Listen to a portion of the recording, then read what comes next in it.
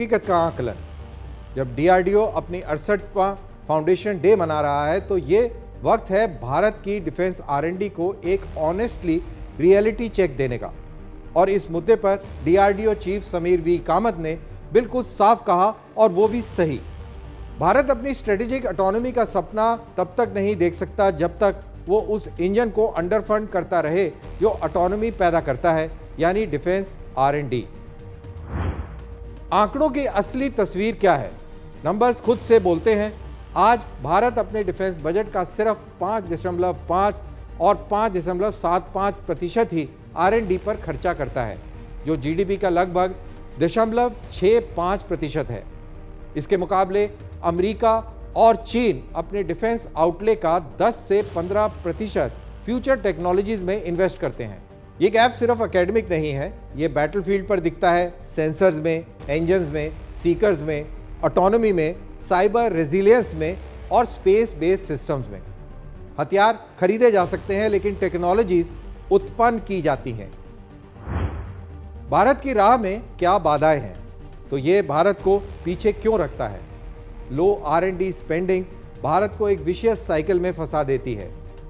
Critical सब systems import करना, black box technologies accept करना, अपग्रेड्स और इंटीग्रेशन के लिए प्रीमियम्स देना, ये सीधे आत्मनिर्भरता को अंडरमाइन करता है।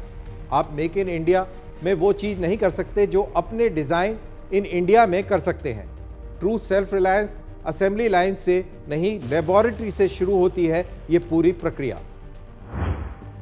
अब प्लेटफॉर्म्स नहीं, क्षेत्र मायने रखते हैं। फ्यूचर वॉर सिर्फ टैंक्स या फाइटर से नहीं डिसाइड होंगी, वो डिसाइड होंगी AI driven decision systems, cyber और electronic warfare dominance, space situational awareness और ऑटोनोमस अनमैन्ड स्वॉर्म से। ये domains research and development heavy हैं, ऑफ द शेल्फ परचेजेस नहीं। अगर भारत आज अंडर इन्वेस्ट करेगा तो कल भारी कीमत चुकानी होगी, पैसे में, समय में और स्ट्रेटेजिक लीवरेज में। फोर्स मल्टीप्लायर, निजी क्षेत्र की ताकत। प्राइवेट सेक्टर ही फोर्स मल्टीप्लायर है। श्री कामत का दूसरा पॉइंट उतना ही क्रिटिकल है। इंडस्ट्री कोलैबोरेशन प्राइवेट सेक्टर ही लाता है। Speed, software talent, system engineering और रिस्क एपिटाइट।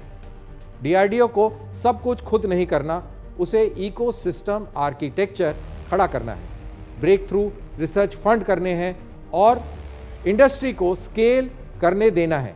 यही तरीका है जिससे ग्लोबल डिफेंस इन्वेस्टर्स काम करते हैं, और भारत इससे अलग नहीं रह सकता। मेरे विचार का मूल संदेश यही है। बॉटम लाइन साफ है, डिफेंस रिसर्च और डेवलपमेंट कोई एक्सपेंडिचर नहीं है, ये स्ट्रेटेजिक इंश्योरेंस है। अगर भारत पाकिस्तान के खिलाफ, चीन के खिलाफ या मल्टीपोलर वर्ल्ड में फ्रीडम ऑफ एक्शन चाहता है तो उसे इन्वेंट्री नहीं, आइडियाज़ के लिए अपफ्रंट भुगतान करना होगा। ज़्यादा खर्च करें, समझदारी से खर्च करें और अभी खर्च करें, क्योंकि अगर हमने नहीं किया तो अगली वॉर हमें कॉस्ट बता देगी। इसी के साथ डिफेंस डायनेमिक्स